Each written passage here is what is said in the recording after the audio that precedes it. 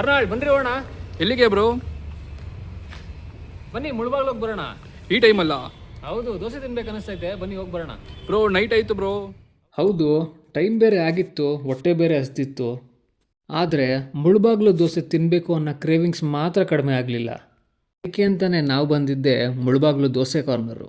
ಇದು ಲೊಕೇಟ್ ಆಗಿರೋದು ನಮ್ಮ ರಾಜಾಜಿನಗರದಲ್ಲೇ ಆದಿತ್ಯ ಹೋಟೆಲ್ ಹತ್ರ ಐಬ್ಯಾಕೋ ಎದುರುಗಡೆನೇ ಬರುತ್ತೆ. ಇವರ ಸಿಗ್ನೇಚರ್ ಡಿಶ್ ಅಂದರೆ ಮುಳುಬಾಗ್ಲು ಪುಡಿ ದೋಸೆ ಮತ್ತು ಆನಿಯನ್ ದೋಸೆ.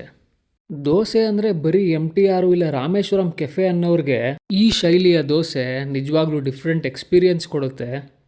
ನೀವಲ್ಲಿ ಒಂದು ದೋಸೆ ಕೊಡೋ ಕಾಸಲ್ಲಿ ಇಲ್ಲಿ 3 ಡಿಫ್ರೆಂಟ್ ವೆರೈಟಿ ದೋಸೆ ಟ್ರೈ ಮಾಡ್ಬೋದು. ಫಾಸ್ಟ್ ಸರ್ವಿಸೆಲ್ಲ ಎಕ್ಸ್ಪೆಕ್ಟ್ ಮಾಡಬೇಡಿ. ಒಳ್ಳೆ ಊಟನ ಯಾವತ್ತೂ ಕಾದು ತಿನ್ನಬೇಕಂತೆ, ಆಗಲೇ ಮಜಾ. ನಾವಿಲ್ಲಿ ಮೊದಲು ಟ್ರೈ ಮಾಡಿದ್ದೆ ಅವರು ಮುಳುಬಾಗ್ಲು ಸ್ಪೆಷಲ್ ಮಸಾಲೆ ದೋಸೆ. ಅದೇನೋ ಗೊತ್ತಿಲ್ಲ, ಇಲ್ಲಿನ ದೋಸೆ ನಮ್ಮ ಮನೇಲಿ ಮಾಡೋ ದೋಸೆ ಥರನೇ ಫೀಲ್ ಕೊಡ್ತು.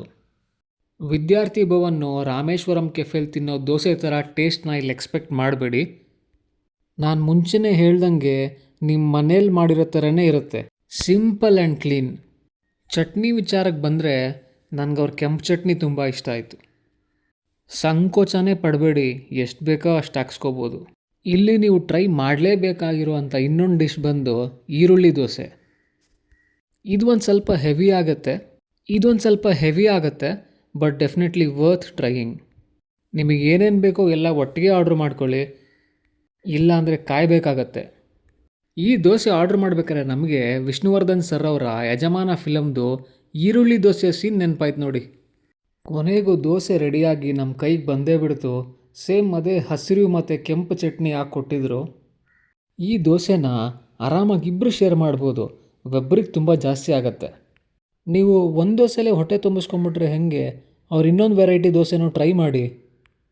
ನಾವಂತೂ ತಿನ್ನೋ ವಿಚಾರದಲ್ಲಿ ನೋ ಕಾಂಪ್ರಮೈಸ್. ಕಸ್ಟಮರ್ಸ್ ಏನು ಹೇಳ್ತಾರೆ ನೀವೇ ಕೇಳಿ. ಚೆನ್ನಾಗಿದೆ, ಏನು ಒಳ್ಳೆ ಫುಡ್ ಇದೆ, ಒಳ್ಳೆ ಟೇಸ್ಟ್ ಕೊಡ್ತಾರೆ.